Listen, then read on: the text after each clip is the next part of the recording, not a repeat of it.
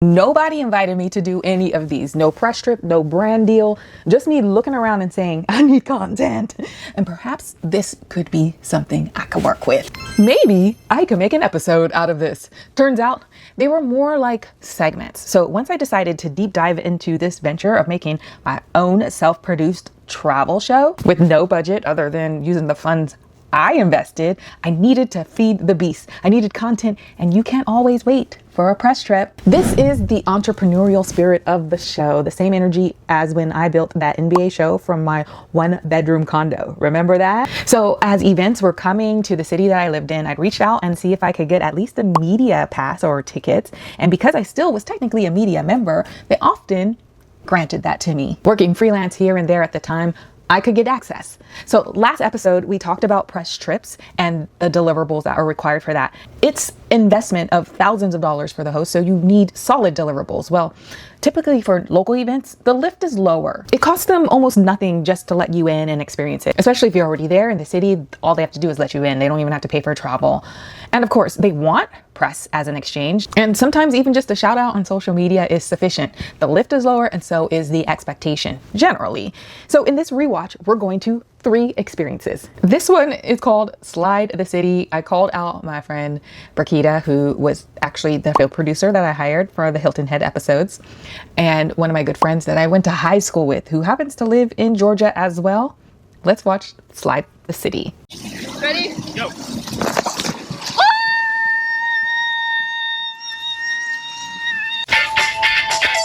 That's the cold open.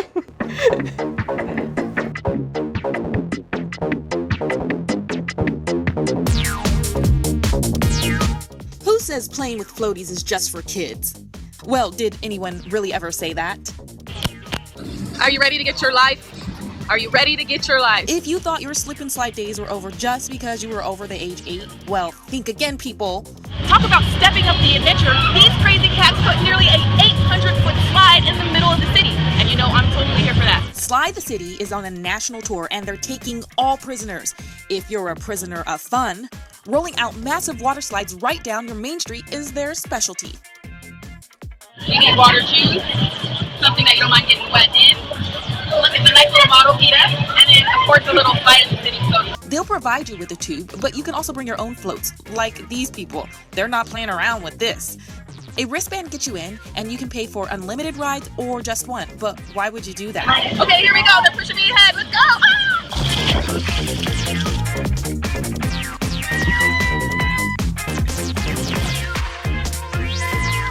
We got there early enough and got about 3 rides in, and that's just about all that we needed.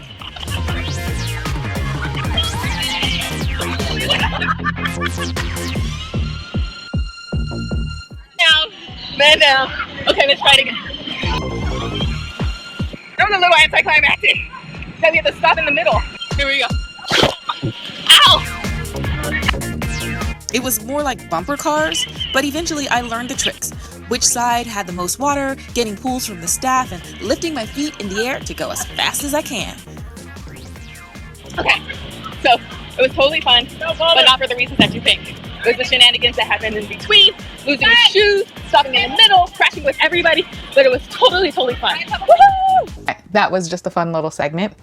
If I had put it on YouTube, it probably would have done fine by this time. I would have probably already had a following, blah, blah, blah, blah, blah. All right, so I went back to my home state, my home city, and did touristy things that locals avoid. That's the concept. Tourist in your own town. It's a cute little segment, but I did something that I still recommend people to do. Let's watch the SoCal episode.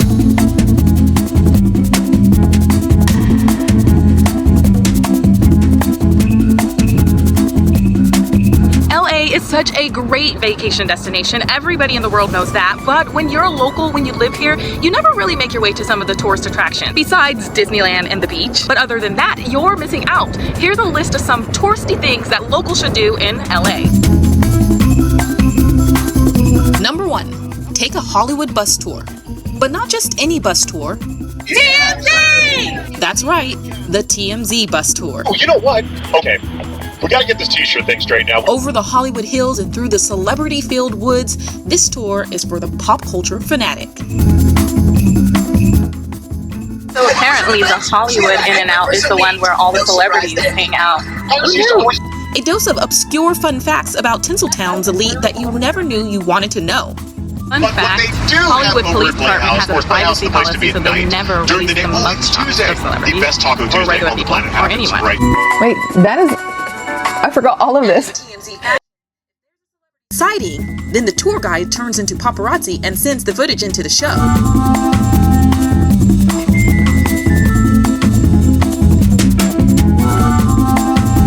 I'm born and raised here, and the first time I took the tour, I was like, whoa, I never knew that, I never knew that, I never knew that. So it shows you all these different places, kind of gives you exposure to different stuff, and a little bit of the history all at the same time.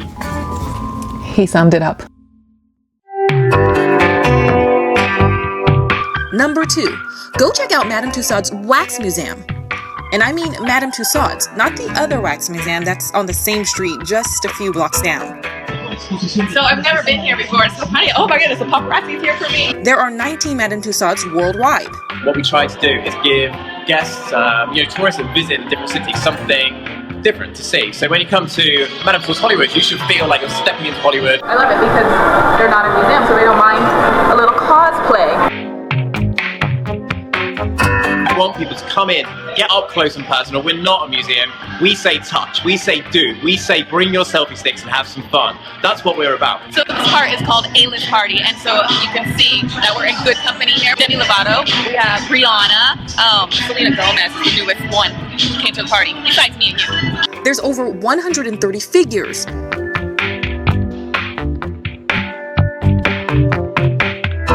Why is Lord looking at me like that? They're so lifelike that I kept catching glimpses of celebrities from the corner of my eyes. We just walked past Beyonce giving it to us. I'm getting starstruck at every turn, and it's crazy because they're wax figures. There's Brad and Angelina. And each one takes 3 to 6 months to make. In addition to the time it takes to make just one figure, each one costs $300,000. Do you want to go? Do you want to go? Really, Coach? It's a wonder they even let us touch, sit, and play with them. I'm from the wild, wild west. So we've moved from the A-List Party to stepping into Hollywood. Joan Rivers greeted me.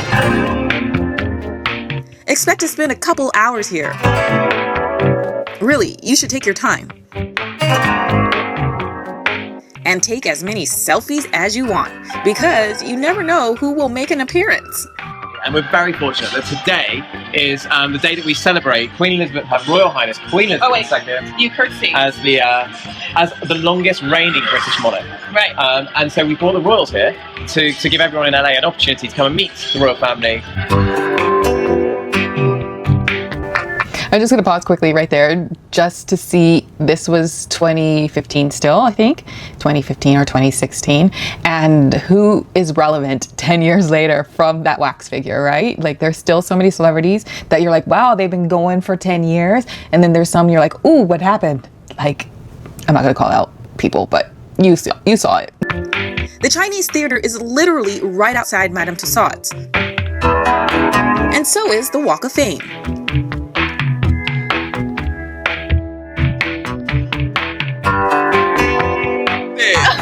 Also, when you're out here, you meet interesting people in Hollywood. Yeah. And also people hustling. While you're out here, no one cares if you're taking a selfie of yourself. So go ahead and take a selfie of yourself. I've never considered this before, but it's such an iconic shot that screams LA, the Hollywood sign. So guys, that's the final tip. It's totally something a tourist would do. Snag a pic of the Hollywood sign. Better yet, a selfie. Are you ready for a little adventure? Let's take a drive up the hill to get as close as we can to the Hollywood sign. A Google search will show you a handful of spots that past tourists have scoped out for good looks at the sign. Okay, so here we are in front of the Hollywood sign. I'm at the Griffith Park Observatory where it's like perfect lookout, but it only looks really tiny from here. So we're gonna go for a closer view. I got some advice from one of my good friends growing up, and she knows the secret pathway, so come along, let's go. Let's try the secret pathway.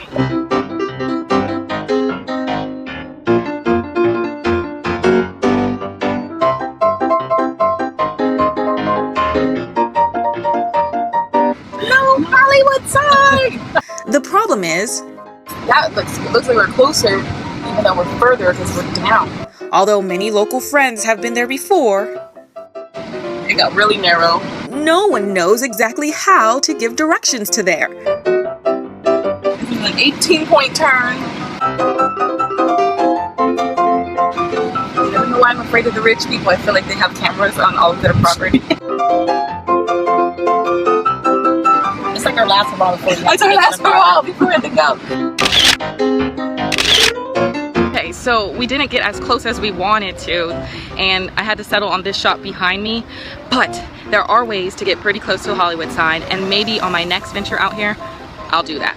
Over the hills and through the woods, we tried, but sorry, alas, a fail. Okay, so fun fact, I actually did find the Hollywood sign 2 years ago. I took the official hike. It is called the Innsdale Trail, or some people call it the Hollywood Sign Trail. And just a little pro tip, if you decide to hike it, which is it's a pretty easy hike to get there, and it's a tourist trail, locals like to hike it too. It's just a really pleasant walk. But here's a pro tip, if you do, take a shared ride, because parking can get a little hairy, especially different times of day, different seasons of the year. Let's move on to the final episode that we're gonna watch. These little mini episodes of jaunts around the town. This one is the BB&T Atlanta Open, as it was called at the time. And this is where I can share with you a little bit of my tennis life.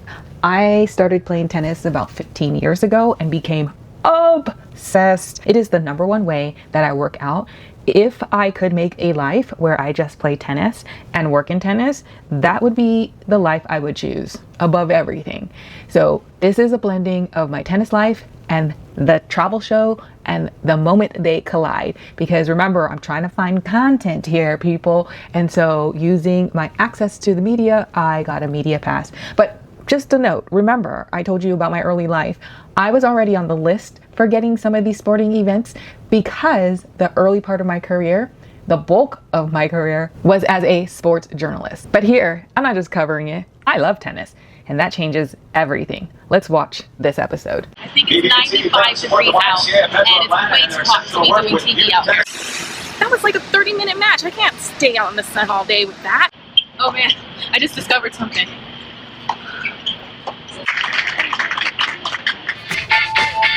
Did I discover the fan?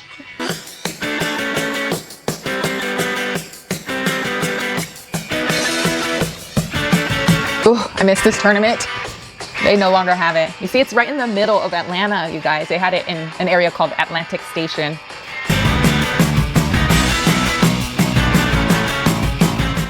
First things first, you're already amazing because you already know one of the best things you can do is get yourself a ticket to a pro tennis tournament.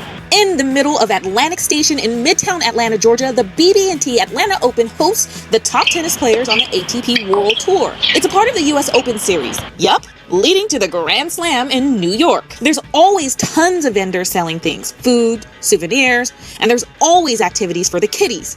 And, adults too. I gotta follow through. Theme nights, VIP parties, and exclusive chances to rub elbows with the players themselves.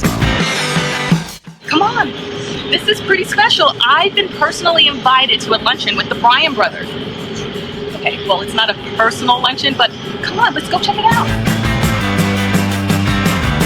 Mike and Bob and Mike, after all these years, it's still hard for me to tell.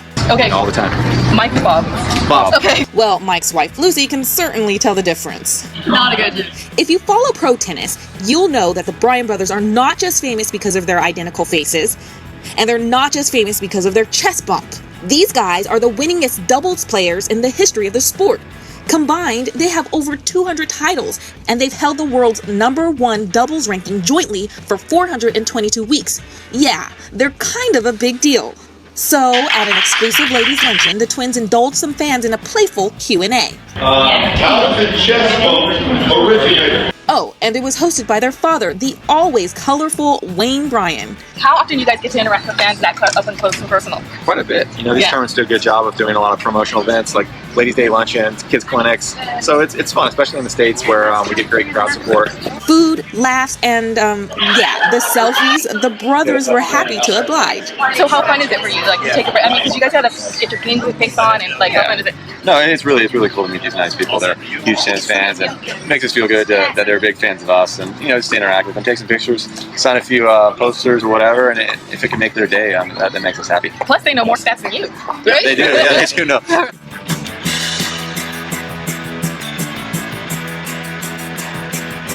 Well, that was pretty cool, wasn't it? All right, so what's left to do? I know. Let's go watch some tennis. Okay, so yeah, do I miss doing sports? Well, sometimes, like, there's fun parts of sports. I mean, sports was fun anyways. It's a dream job. I don't know if I shared with you guys before, but the reason that I walked away from sports was just burnout. Sports are played on nights and weekends and holidays, and doing that for 10 years, I was burned out. Of course, we see people who are legacy sports journalists who never got burned out. That's them. This was just a lifestyle choice that I made. But I've been having a ball for the last 10 years working in travel reporting.